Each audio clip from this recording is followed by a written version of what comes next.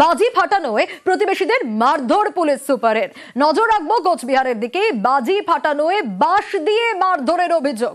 কোচবিহার জেলা পুলিশ সুপারের বিরুদ্ধে এই অভিযোগ উঠছে। সিসি ক্যামেরা ফুটেজ রয়েছে, যে সিসি ক্যামেরা ফুটেজও দেখাবো আপনাদের। বাজি ফাটানোয় প্রতিবেশীদের মারধর পুলিশ সুপারের সিসি ক্যামেরা ফুটেজ দেখাচ্ছি আপনাদের।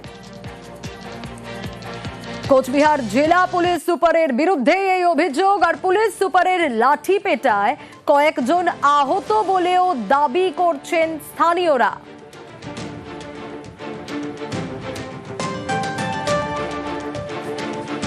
বাজি ফাটানোয় বাঁশ দিয়ে মারধর পুলিশ সুপারের, যে সিসি ক্যামেরা ফুটেজ আপনাদের দেখাচ্ছি। কিন্তু ঠিক কি ঘটেছে, আরো বিস্তারিত এই বিষয়ে জানাতে পারবে রাজেশ রয়েছে আমার সঙ্গে। রাজেশ, ঠিক কি ঘটেছে?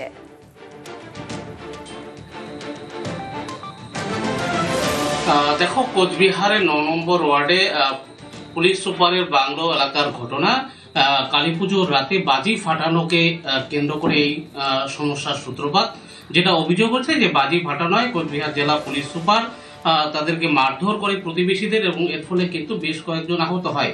এই ঘটনায় কিন্তু স্থানীয়রা যথেষ্ট ক্ষিপ্ত হয়ে ওঠে এবং পুলিশ সুপার তার বিরুদ্ধে করা অভিযোগ অস্বীকার করেছেন। পুলিশ সুপার যেটা জানিয়েছেন, মারধরের কোনো ঘটনা ঘটেনি। সন্ধ্যে থেকে গভীর রাত অবধি বাজি ফাটাচ্ছিল। নিরাপত্তা রক্ষে গিয়ে তাদেরকে সতর্ক করেন, কিন্তু তারপরেও তারা কোনো কথা শোনেনি। কিন্তু মারধরের যে অভিযোগ উঠেছে সেই অভিযোগ ভিত্তিহীন, এই ধরনের কোনো ঘটনা ঘটেনি। তবে প্রতিবেশীদের দাবি যে পুলিশ সুপার তাদেরকে মারধর করেছে, এবং যারা অভিযোগ করছেন তারা কিন্তু একটি সিসিটিভি ফুটেজও প্রকাশ্যে এনেছেন। এই ঘটনায় এলাকায় কিন্তু যথেষ্ট চাঞ্চল্য রয়েছে কোচবিহার। অবশ্যই নজর থাকবে রাজেশ, সঙ্গে থাকো। এসপি কি বলছেন দেখি।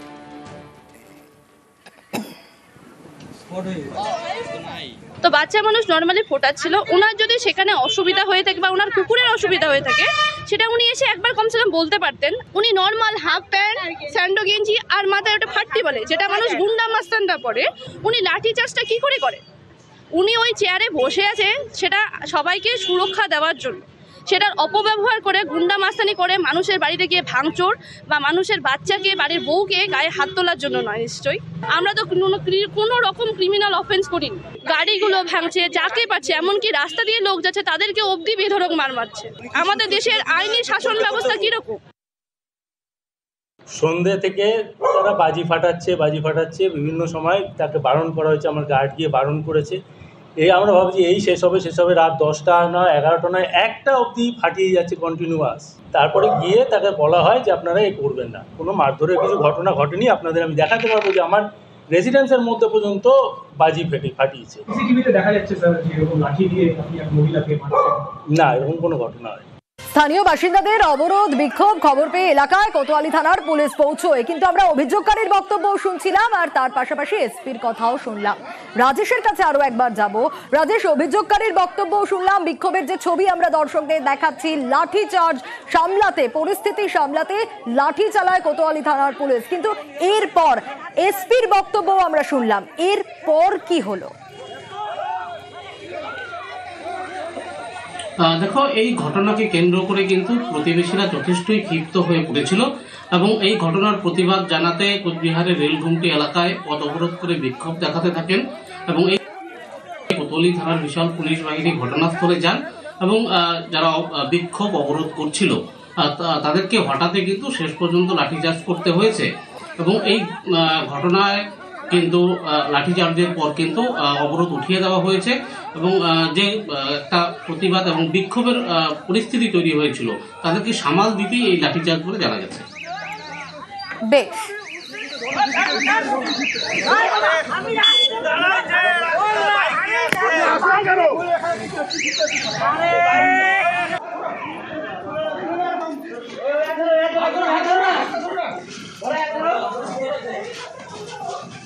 আমি ইনজুর আছি স্যার।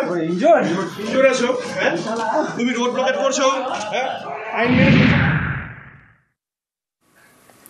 আর এবার নজর রাখবো সল্টলেকের সি ব্লকে। ব্যাপক বাজির আওয়াজ, বিরক্ত হয়ে সোশ্যাল মিডিয়ায় পোস্ট পরিচালকের। কালীপুজোর রাতেই শব্দ সন্ত্রাসে একেবারে অতিষ্ঠ। সোশ্যাল মিডিয়ায় পোস্ট করেছেন পরিচালক শতরূপা সান্যাল।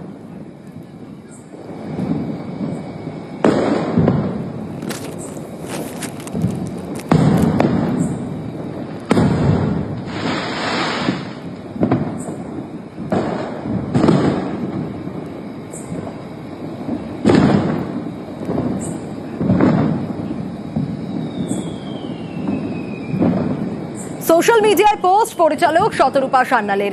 ইরন রয়েছে আমার সঙ্গে, ইরনের কাছ থেকেই বাকিটা জানতে পারবো। ইরন, কোনো রকম কোনো ব্যবস্থা নেওয়া হয়েছে, কোনো রকম কোনো অভিযোগ জানানো হয়েছে সোশ্যাল মিডিয়ায় পোস্টের পর?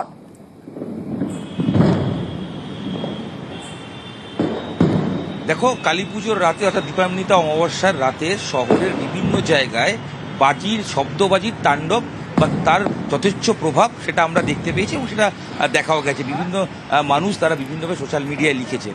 ঠিক সেরকমই শতরূপা সান্যাল, পরিচালক অভিনেত্রী, তিনি গতকাল রাত 11টা অনওয়ার্ডস একটি সোশ্যাল মিডিয়ায় পোস্ট করেন এবং তিনি বলেন একটা র্যান্ডাম ভিডিও তিনি পোস্ট করছেন।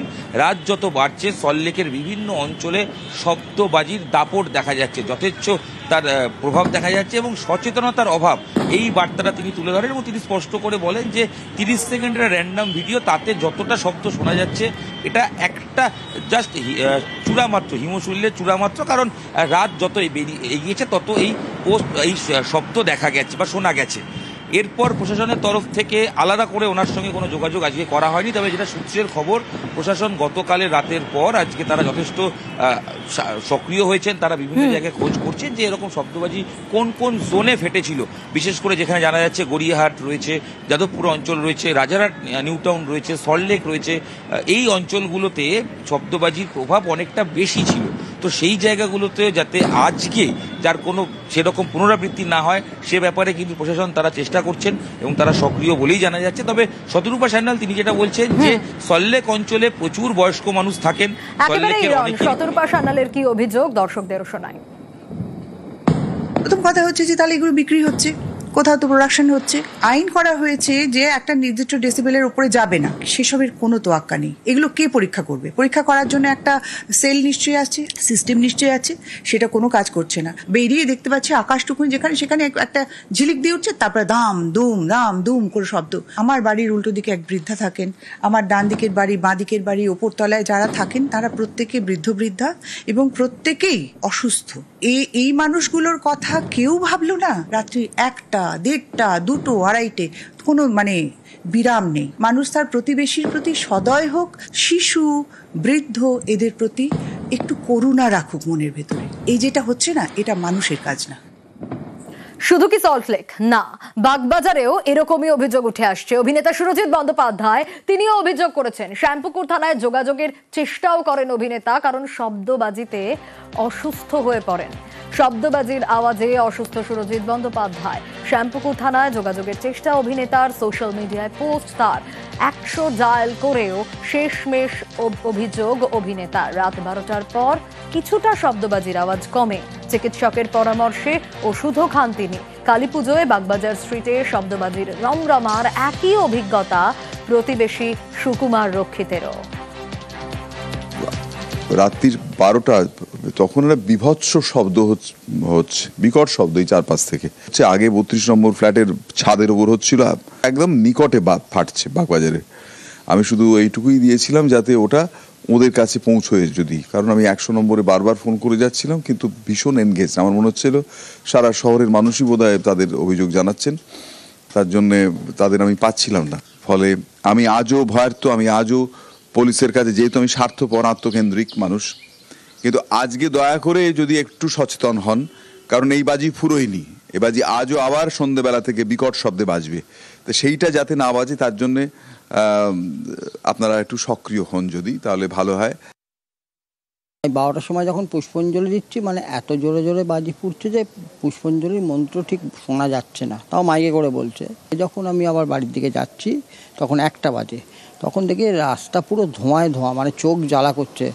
সব বাজি ফাটছে না, অনেক বাজি খানিকটা জ্বলে এত ধোঁয়া হচ্ছে যে বাগবাজার স্ট্রিটের ওপর যে হাঁটা দেয় বা চোখ জ্বালা করছে। কিন্তু ওই বাড়িতে থেকে ওদের ছাদ থেকে ফেলেছে সেটা আমি তখন বুঝতে পারিনি, এবং বিভিন্ন বাড়ির ছাদ থেকে ফাটছে।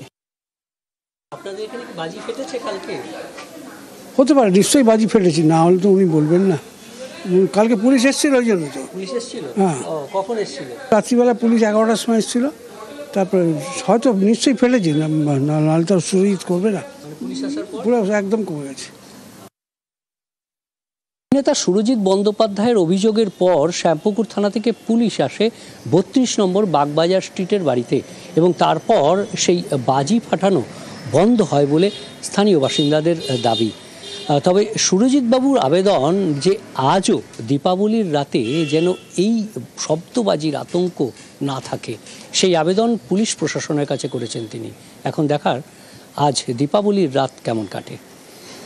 ক্যামেরায় রাজীব সিংয়ের সঙ্গে বিশ্বজিৎ সাহা, নিউজ 18 বাংলা। আর কালী পুজোয় শব্দবাজির একেবারে রমরমা। কলকাতাতে যথেচ্ছ শব্দবাজি ফেটেছে। শব্দবাজির রমরমায় সাধারণ মানুষ একেবারে নাজেহাল। পুলিশি অভিযান তা নিয়েও প্রশ্ন উঠছে, আর শব্দবাজিতে সচেতনতা নিয়েও প্রশ্ন। একাধিক অভিযোগ দায়ের হয়েছে। কোন কোন জায়গা থেকে কত অভিযোগ, কি ব্যবস্থা? সোমরাজ রয়েছে আমার সঙ্গে। সোমরাজের কাছ থেকেই আরো ডিটেইল এই বিষয়ে জানতে পারবো, তার কারণ একাধিক জায়গা থেকে নানা অভিযোগ বার করে নাকি জমা পড়েছে। কত অভিযোগ জমা পড়েছে? সোমরাজ রয়েছে আমার সঙ্গে। সোমরাজ, কোথা থেকে কত অভিযোগ জমা পড়লো, কি ব্যবস্থা নেওয়া হলো?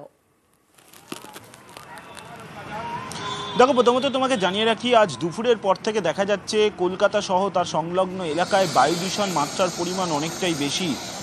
বিকেল 4টে পর্যন্ত যে পরিসংখ্যান উঠে এসছে তাতে দেখা যাচ্ছে নিউ টাউন সল্টলেক এলাকাতেই বায়ু দূষণের মাত্রা 302 ছাড়িয়েছে। অর্থাৎ বিপজ্জনক জায়গায় রয়েছে নিউ টাউন সল্টলেকে বায়ু দূষণের মাত্রা বা এয়ার কোয়ালিটি ইন্ডেক্স, যেটাকে আমরা বলি।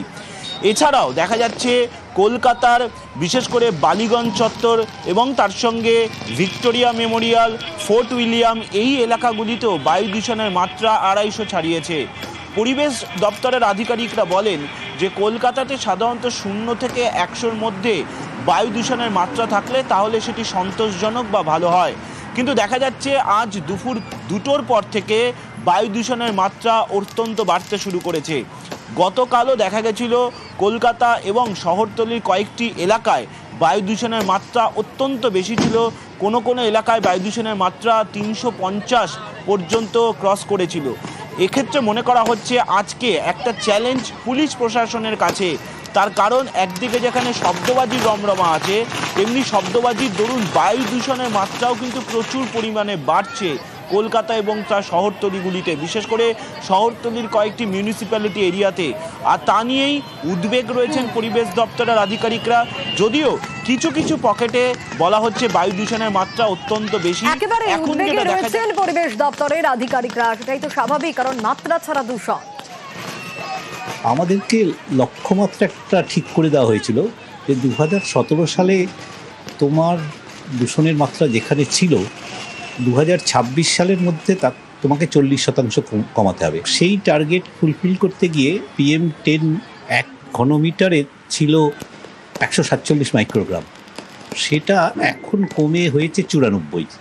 ফলে কলকাতা ইন্দো গ্যাঞ্জেটিক প্লেন যেটা বলে, তার মধ্যে এখন অন্যতম একটা নিরাপদ শহর বলে ভারত সরকারই স্বীকার করে নিয়েছে। কলকাতার দূষণের মাত্রা অন্যান্য সব বড় শহরের তুলনায় অনেকটা ভালো আছে। হ্যাঁ, বিশেষ করে দিল্লিতে এয়ার কোয়ালিটি ইন্ডেক্স 300 ছাড়িয়ে গেছে। মুম্বাই কলকাতার থেকে আজকে খারাপ। ফলে কলকাতা কিন্তু আপেক্ষিকভাবে আজকে অনেক নিরাপদ আছে।